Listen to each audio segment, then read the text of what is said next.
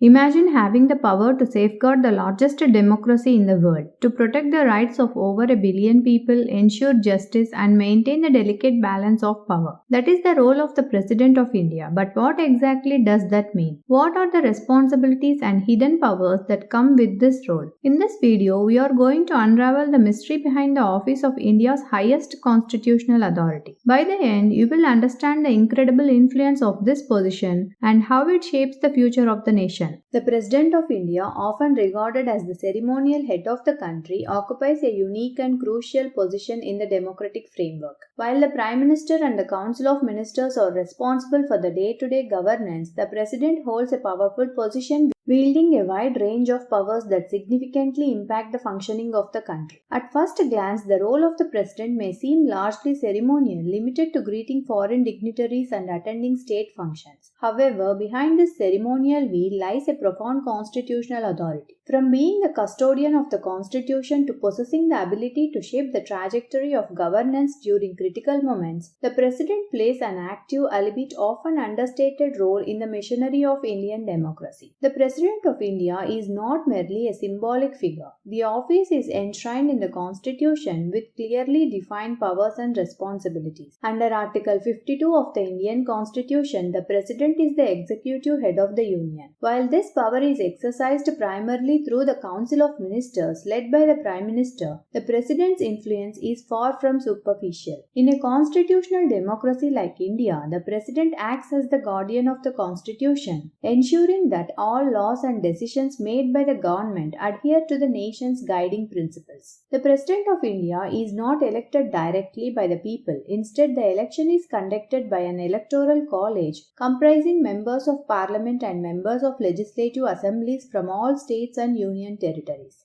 This indirect election ensures that the President remains above party politics and can function as a neutral figure. The election process is complex with a system of proportional representation and a single transferable vote. This method ensures that the election is fair and represents the will of both the Union and the states. Any citizen of India who is over 35 years of age eligible to be the member of the Lok Sabha and not holding an office of profit is eligible to contest for the presidency. As the executive head of the country, the President's powers are far-reaching. However, in practical terms, most of these powers are exercised on the advice of the Council of Ministers. This is where the distinction between de jure power, that is the theoretical or legal power, and de facto power, that is the actual power, becomes crucial. Let's see some of the key executive powers. First one is the appointment powers. The President appoints key officials including the Prime Minister, that is the leader of the majority party in the Lok Sabha, other ministers on the advice of the Prime Minister, governors of states, judges of the Supreme Court and High Courts, the Attorney General of India, ambassadors and High Commissioners. Second is the ordinance power. When the Parliament is not in session and immediate action is needed, the President can issue ordinances which have the same effect as laws passed by the Parliament. However, these ordinances must be approved by Parliament within 6 weeks of its reassembly. Third one is the diplomatic power. The President represents India in international forums, appoints diplomats and receives ambassadors from other nations. All international treaties and agreements are signed in the name of the President.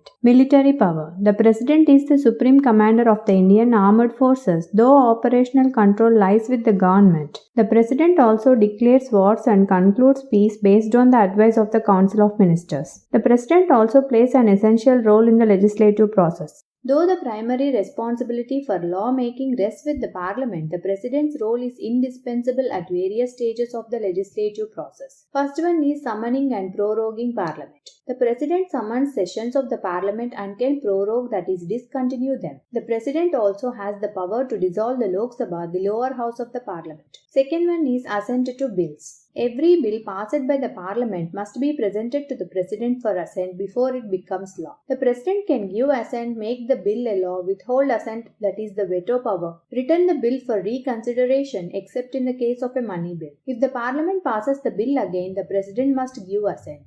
Third one is ordinance making. As discussed earlier, when Parliament is not in session, the President can issue ordinances which must later be ratified by Parliament. Fourth one is address to Parliament. The President addresses the Parliament at the beginning of the first session after each general election and at the first session of each year. This address outlines the government's agenda and sets the tone for the legislative session. Fifth one is the nominations. The President nominates 12 members to the Rajya Sabha, the upper house of the Parliament, from fields such as literature, science, art and social service. The President also nominates 2 members to the Lok Sabha from the Anglo-Indian community if the community is not adequately represented.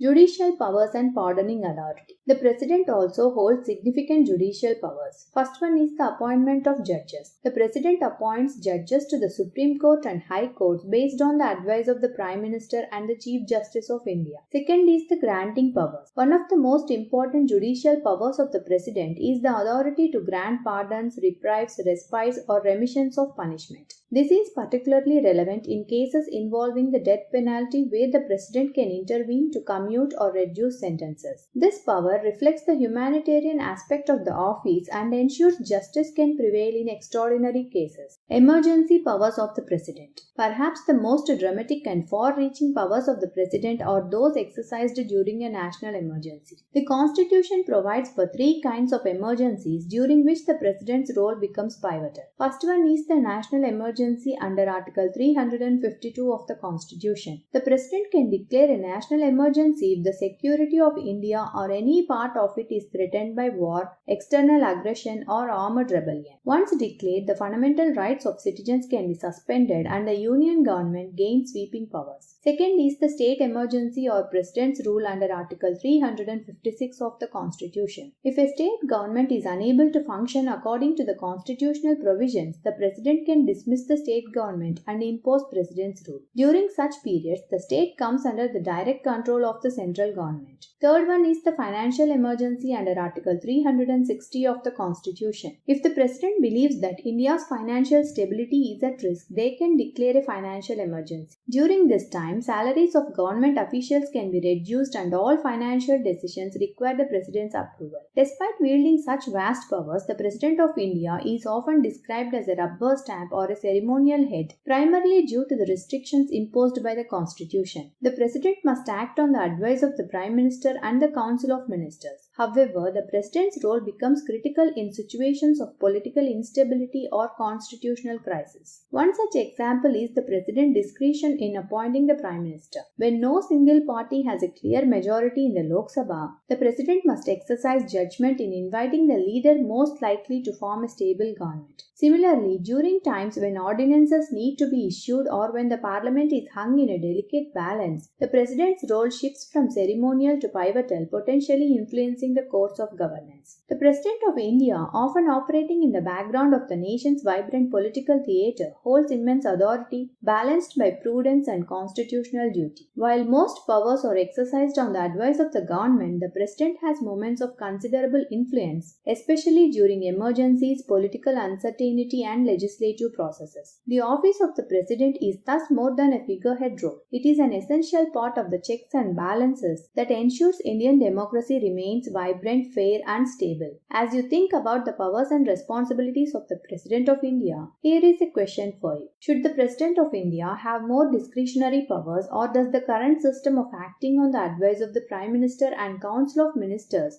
offer the right balance for democracy? Feel free to share your thoughts in the comments below. If you found this explanation useful, don't forget to like, share and subscribe for more engaging content. Thank you.